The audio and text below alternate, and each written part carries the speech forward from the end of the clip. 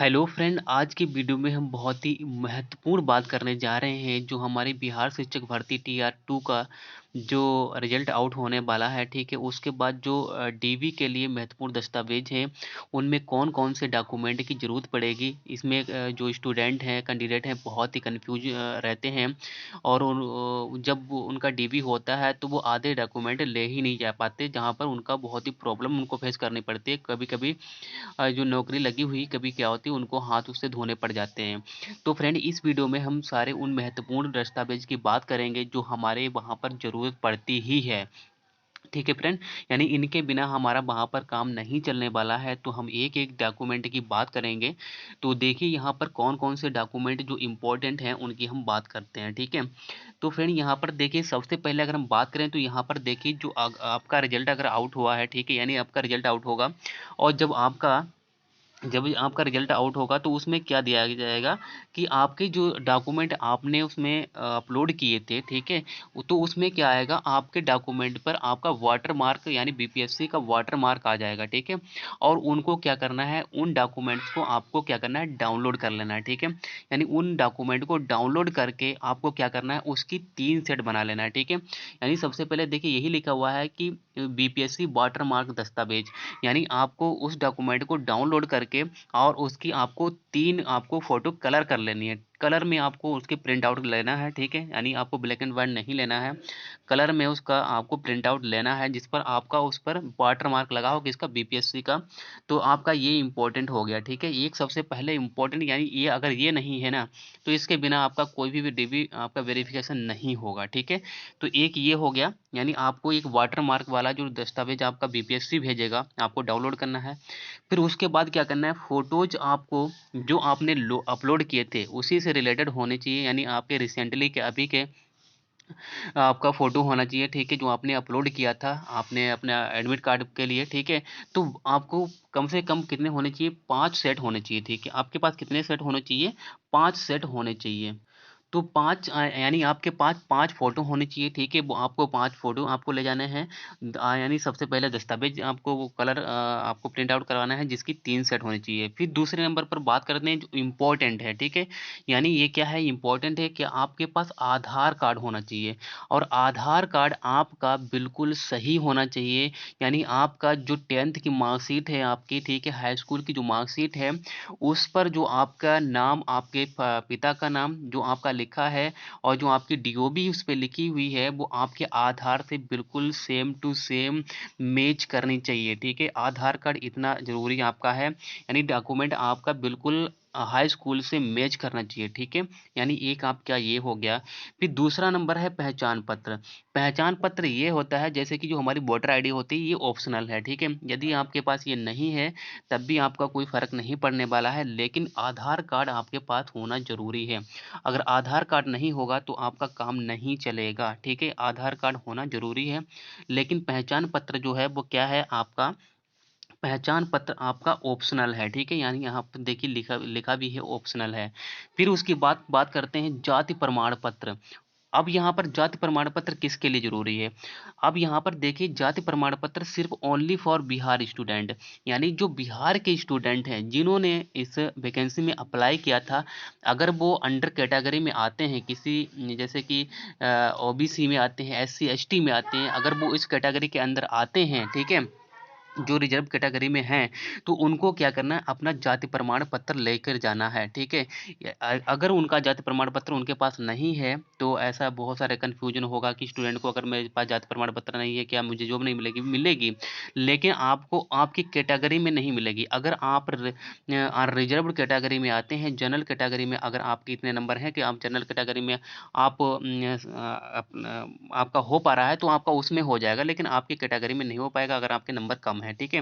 तो इसीलिए जो बिहार के जो कैंडिडेट हैं, उनको जाति प्रमाण पत्र ले जाना है, लेकिन जो अदर स्टेट के जो कैंडिडेट हैं, उनको जाति प्रमाण पत्र की ज़रूरत नहीं है, क्योंकि वो किसमें जाएँगे, वो सारे के सारे अनरिज़र्व्ड में ही रहेंगे, ठीक है? यानी वो सारे के सारे जनरल कैटेगरी में ही काउंट किए जाएँगे, चाहे वो जनरल का हो, चाहे वो ओबीसी का हो, चाहे वो बीसी का हो, चाहे वो एसटी का हो, चाहे वो एससी का हो, ठीक है? यानी वो सारे के सारे जनरल कैटेगरी में अनरिज़र्व्ड में ही जाएँगे, ठीक है? तो ये हो गया आपका सारी चीज़ क्लियर करके करते चल रहा हूँ, ठीक है? एक भी आपको कन्फ्यूज़न नहीं होने वाला है, ठीक है? अब देखिए यहाँ पर आरक्षण संबंधी प्रमाण पत्र, अब ये क्या होता है जैसे कि एनसी, एलसी और ईडब्ल्यूएस, अब ये किसके लिए है? ये उनके लिए है जो कैंडिडेट बिहार के हैं, ठीक है?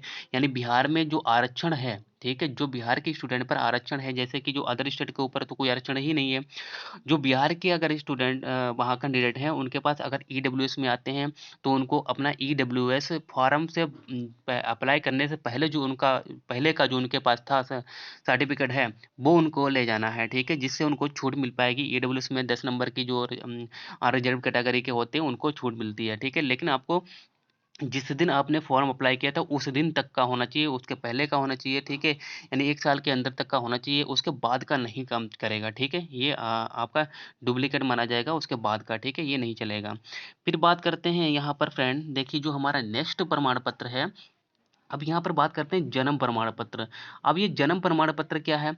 जन्म प्रमाण पत्र किसके लिए? देखिए जन्म प्रमाण पत्र ये ज़रूरी नहीं है कि आपका जो अप्लाई होता है, जैसे कि आपका बना हुआ है जन्म प्रमाण पत्र, ठीक है? हॉस्पिटल के द्वारा जो अप्लाई किया जाता है बाद में वो, या फिर कचहरी के द्वारा, नहीं, ठीक है? यहाँ पर बात ये करते हैं कि जैसे कि हाई स्कूल की जो 2012 से पहले, ठीक है? 2012 से पहले जिनका हाई स्कूल है, ठीक है?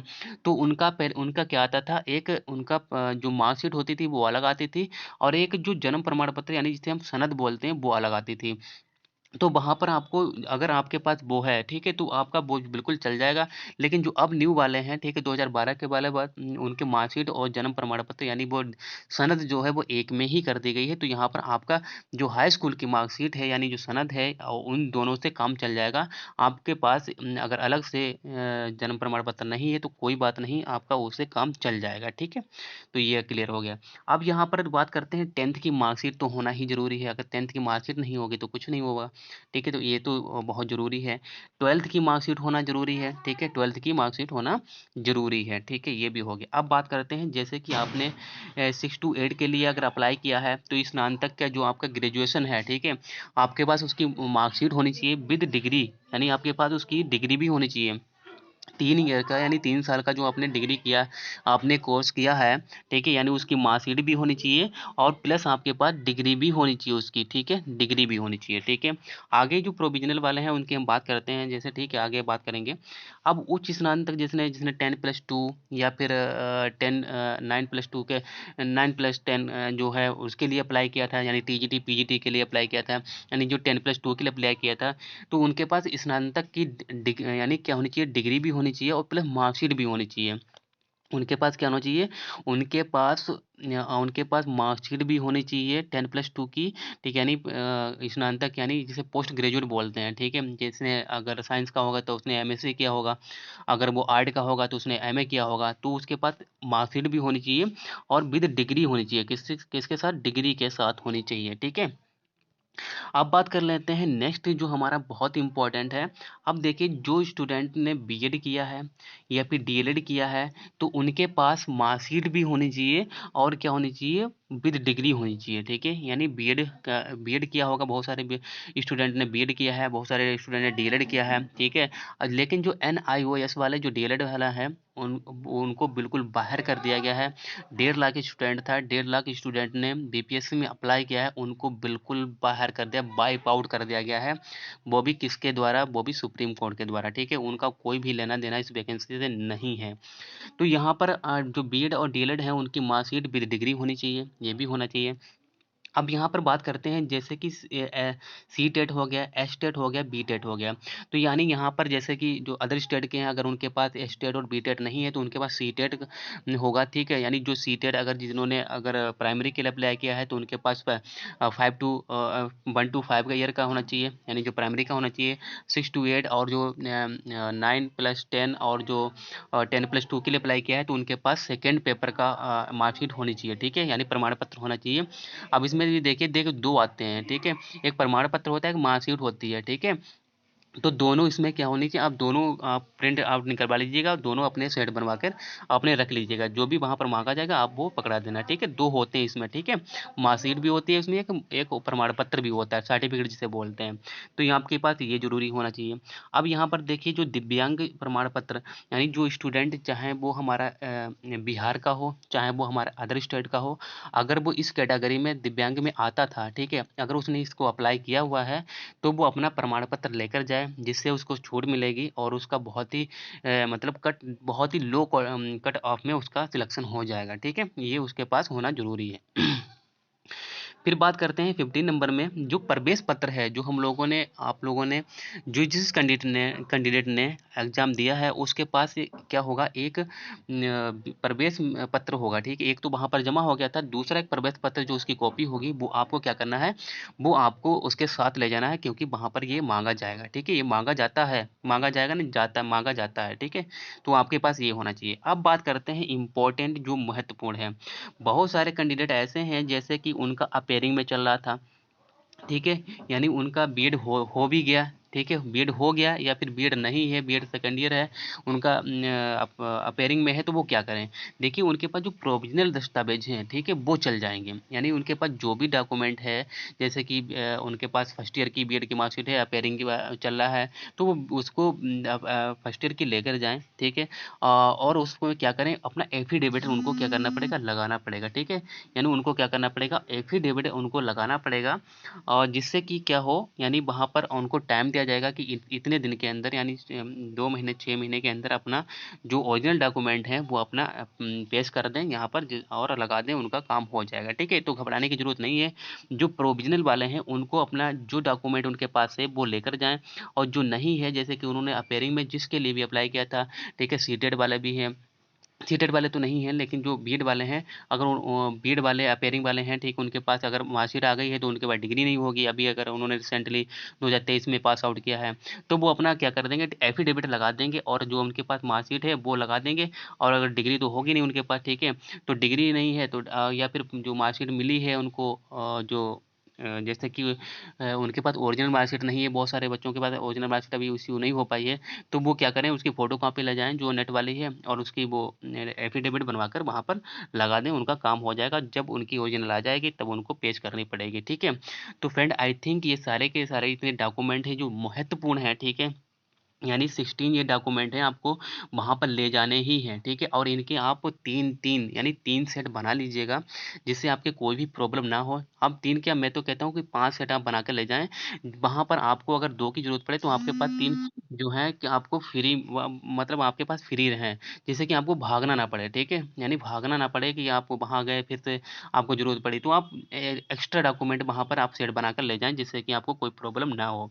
तो अगर फ्रेंड यहाँ पर जो मैंने बताया है, अगर इसमें कोई भी छूट गया हो तो उसके लिए सॉरी है, तो आप कमेंट बॉक्स में ज़रूर लिख दें कि ये वाला डॉक्यूमेंट भी ज़रूरत पड़ेगी वहाँ पर। बाकी जो मेरे जितना भी मुझे ज्ञान था उतना मैंने सारे के सारे यहाँ पर मेंशन कर दिए हैं। तो आई थिंक फ्रेंड ये वीडियो अच्छा लगा होगा और आपको समझ में आया होगा, तो आप ये सारे के सारे डॉक्यूमेंट लेकर जाएँ।